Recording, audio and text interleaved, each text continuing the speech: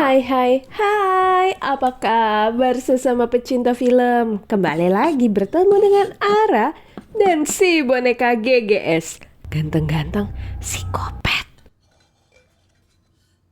Setelah mendapat ending yang ngegantung di film pertamanya, Brahms, The Boy 2 akan menjawab pertanyaan di balik adegan ini. So, tonton terus review Ara kali ini sampai habis ya.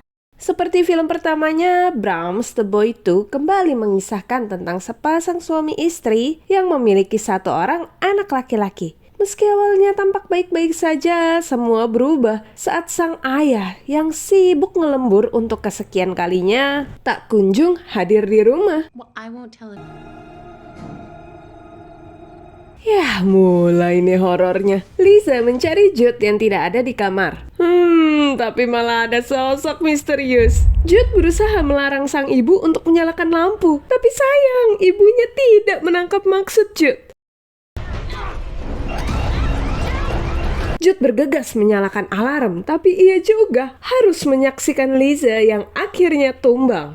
Scene berganti menampilkan Jude yang tetap bungkam, meski lawan bicaranya berusaha mengajaknya mengobrol. Jude hanya menulis satu kalimat singkat bahwa ia ingin pergi sekarang. Sang dokter berkata kalau Jude yang membisu selama 5 bulan terakhir ini perlu didorong untuk terus berkomunikasi tanpa paksaan. Ia juga mengingatkan bahwa kondisi orang tuanya juga turut mempengaruhi pemulihan Jude. Dugaan sang dokter benar ternyata. Liz yang terus menarik dan menutup diri membuat hubungannya dengan Sean semakin menjauh. Sean mengusulkan untuk pergi keluar kota dan membuka lembaran baru yang hanya ditanggapi seadanya oleh Lisa. Malam itu saat Jude meminta untuk tidur bersama orang tuanya, Lisa kembali bermimpi buruk dan membuat anaknya semakin ketakutan. Keluarga kecil ini akhirnya menempuh perjalanan panjang menuju rumah yang... Tunggu, kayak familiar gak sih kondisinya? Mereka disambut oleh agen properti yang hendak membawa mereka berkeliling, tapi ditolak oleh Sean. Sean tersenyum lebar karena baik istri ataupun Jude sama-sama menyukai tempat itu. Tanpa buang waktu lagi, Sean membawa mereka untuk menjelajah. Dan di balik pepohonan yang rindang itulah, mereka menemukan rumah utama yang membuat Liz dan Sean sama-sama kagum dan memutuskan untuk melihatnya lebih dekat tanpa menyadari anaknya tidak lagi mengikuti. Jude mendatangi suara yang memanggilnya dan di sanalah si GGS berada. Liz dan Sean yang panik saat melihat Jude menghilang menemukan anak mereka menggendong sebuah boneka. Atas permintaan Jude, mereka kembali ke rumah bersama GGS. Dengan telaten Liz membersihkan boneka itu, mereka juga menemukan secarik kertas berisi 10 aturan Brahms. Liz mulai melihat keanehan malam itu, tapi tak ia gubris. Dan keanehan itu kembali terulang di pagi hari saat Liz hendak menyiapkan sarapan untuk Jude. Terlebih ada tulisan tangan asing di catatan Jude yang meminta diantarkan kembali ke tempat ia ditemukan. Saat Sean menanyakan nama untuk GGS, Jude memutuskan satu nama yang katanya didapatnya dari boneka itu sendiri. Selepas kepergian Sean ke kantor, Jude kembali meminta ditemani ke hutan dan menemukan koper pakaian Brahms.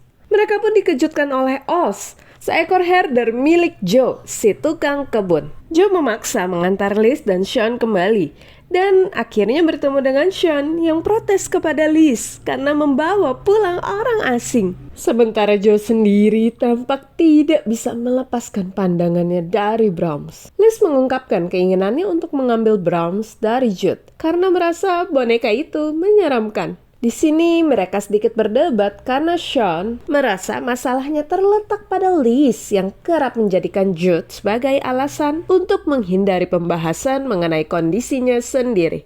Tapi perdebatan itu berubah menjadi kebahagiaan tak kala mereka mendengar suara Jude yang sedang membicarakan Oz dengan Brahms. Meski Jude masih menolak berbicara dengan mereka, kemajuan ini membuat Lisa mengurungkan niatnya untuk mengambil boneka itu. Ngapain Oz di situ?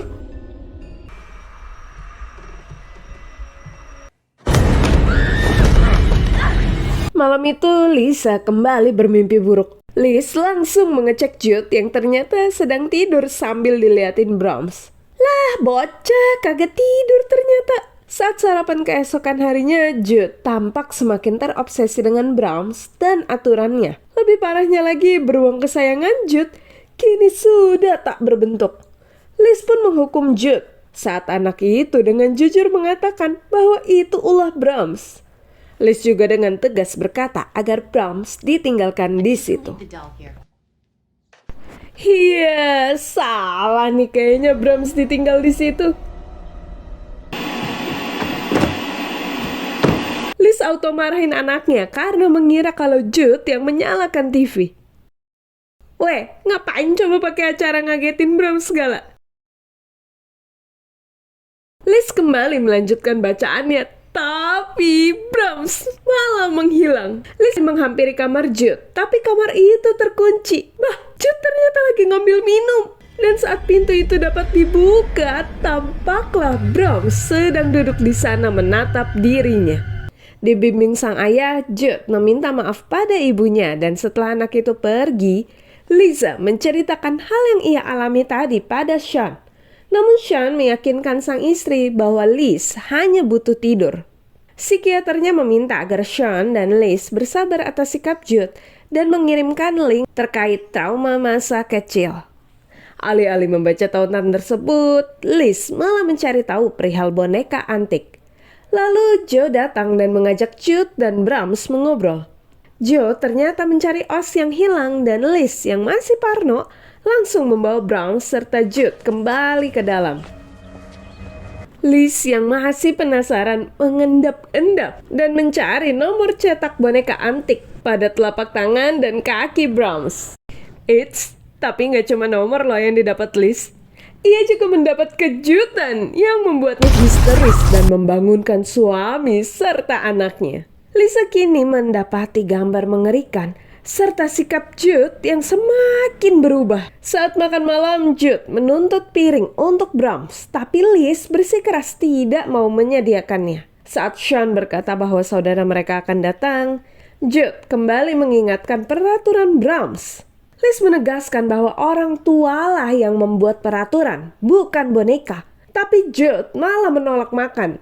Dan tinggallah dirinya dan Brahms di meja makan. Liz mencoba mengajak Jude berbicara, tapi kembali anak itu menekankan kalau ibunya telah melanggar peraturan dan membuat Brahms marah. Lisa yang meninggalkan anaknya kembali dikejutkan oleh suara gaduh di ruang makan. Buset dah. Itu meja segede dumplek sampai jumpalitan begitu. Saat Liz bersikeras tidak mau boneka itu tetap bersama mereka, Sean malah menuduh bahwa Liz yang membuat kekacauan itu. Sementara Joe yang masih mencari Oz malah menemukannya dalam kondisi yang mengenaskan di tengah hutan. Sean dan Liz yang sudah sepakat hendak memisahkan Jude dari Brahms kini dibuat panik karena kamar Jude sudah kosong. Mereka pun berpencar untuk mencari Jude.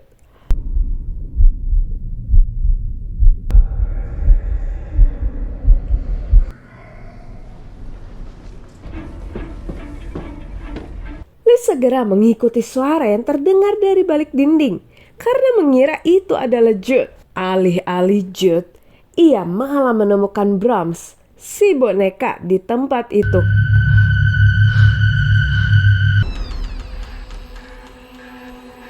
Ih, kok gitu sih? Meski begitu, untuk pertama kalinya, Liz mendengar suara Jude. Bikin kaget. Ternyata Sean dan Joe yang datang.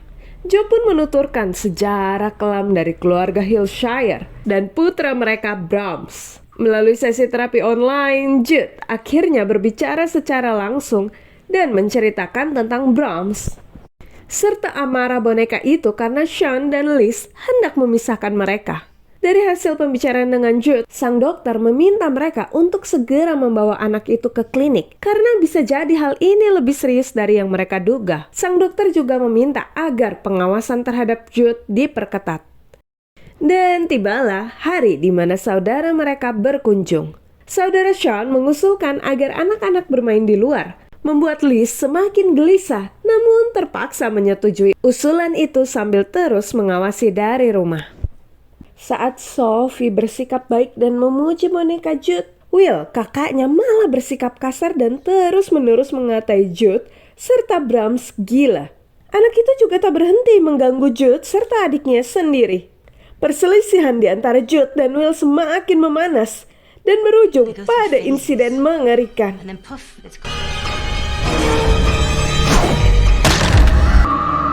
Liz berusaha menenangkan Jude, tapi dengan wajah khawatir.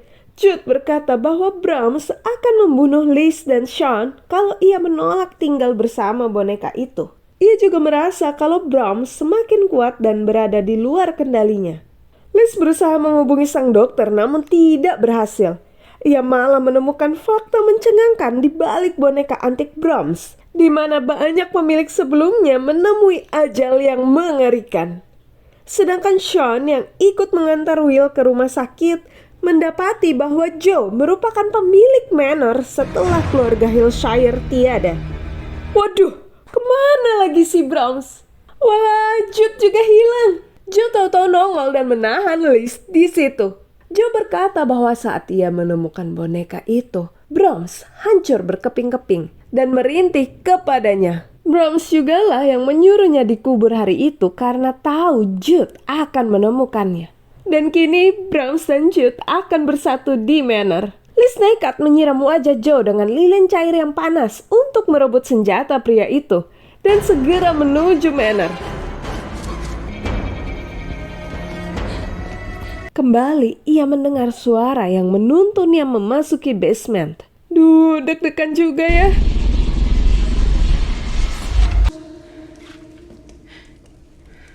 Buset, Jude malah semakin mirip dengan Brahms, putra keluarga Hillshire. Liz membujuk anaknya untuk memberikan Brahms yang langsung dituruti oleh Jude. Duh, salahnya Liz malah meletakkan senjata yang kini kembali berpindah tangan itu.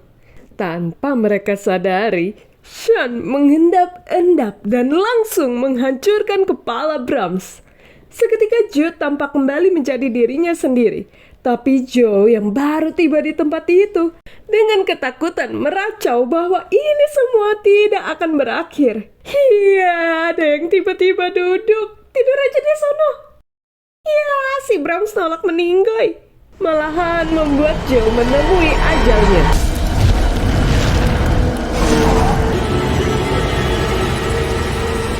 Setelah bertatapan dengan boneka di gendongannya, Jude tanpa ragu melempar boneka itu ke dalam perapian dan kembali kepada orang tuanya. Keluarga kecil itu pun kembali ke rumah mereka di kota dengan suasana yang jauh lebih ceria. Haduh, dasar film. Saat orang tuanya meninggalkan Jude di kamar, bocah itu malah memakai topeng dan mengucapkan salam pada Brahms. Meski sequelnya ini dibuat bersambung, tapi kembali film ini menyajikan open ending yang kali ini sama sekali nggak bikin penasaran, tapi auto bikin gemes. Ngapain ente bakar tuh boneka kalau masih ngegondol topengnya, tong? Malah lebih lega ending yang pertama nggak sih? Ya, intinya dari film ini arah metik hal penting. Yakni jangan suka keliaran sendirian ya, dan jangan suka mungut barang yang bukan punya kita. Jangan lupa juga baca doa kemanapun kita pergi, biar selalu dalam lindungan yang maha kuasa. Dan terakhir, salam pecinta film.